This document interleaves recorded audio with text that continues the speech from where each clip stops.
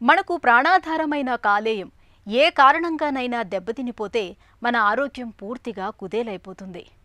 కలుషిత ఆహారం, అపరిశుభ్రమైన తాగునీటి మూలంగా కాలేయానికి చాలా తేలికగా హెపటైటిస్ ఇన్ఫెక్షన్లు సోకుతున్నాయి. ఇక మద్యపానం, నాటు మందులు, గాడి తప్పిన ఆహారపు అలవాట్ల మూలంగా కూడా కాలేయానికి సమస్యల తాకిడి పెరుగుతోంది. అన్నిటికీ మించి సిరోసిస్ అనే జబ్బు మూలంగా కాలేయానికి క్యాన్సర్ ముప్పు కూడా ఉంటోంది.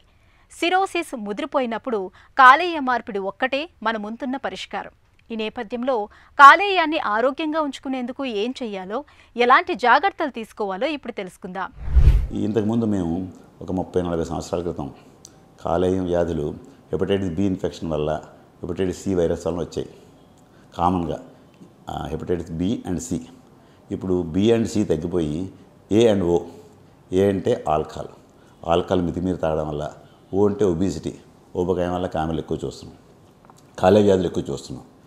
ఎందుకు కారణం ఏంటంటే హెపటైటిస్ బికి అదృష్టవశాత్తు వ్యాక్సిన్ కనిపెట్టారు. ఈ వ్యాక్సిన్ చాలామంది వేసుకోవడం వల్ల హెపటైటిస్ బి ఇన్ఫెక్షన్ బాగా తగ్గిపోయింది ఇండియాలో కూడా. అలాగే హెపటైటిస్ సికి 3 నెలల మందులు వాడితే 95 to 98% క్యూర్ అయిపోతుంది. సో హెపటైటిస్ సి కూడా బాగా తగ్గింది. వేరే ఆల్కహాల్ అన్నది ఇంతకుముందు కంటే ఇప్పుడు మితిమీరి తాగడం ఎక్కువైంది. చిన్నపిల్లలు కూడా ఆల్కహాల్ స్కూల్లోని కాలేజీలో కూడా మొదలు పెడుతున్నారు. సో ఈ ఆల్కహాల్ దీర్ఘకాలంగా మితిమీరి తాగడం వల్ల కాలేయం తప్పకుండా పాడవుతుంది. సో ఆల్కహాల్ వ్యాధి పెరిగింది.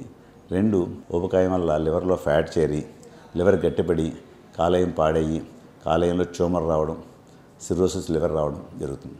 ఫ్యూచర్లో అయితే లివర్ ట్రాన్స్ప్లాంటేషన్ కామనెస్ట్ కాజెస్ ఏంటంటే ఆల్కహాల్, ఊబకాయం, ఒబిసిటీ. సో దీనికి కారణం ఏంటంటే ఆహార అలవాట్లు మారిపోవడం. సో ఇంతకుముందు ఫాస్ట్ ఫుడ్స్ ఎక్కువ తినేవారు కాదు.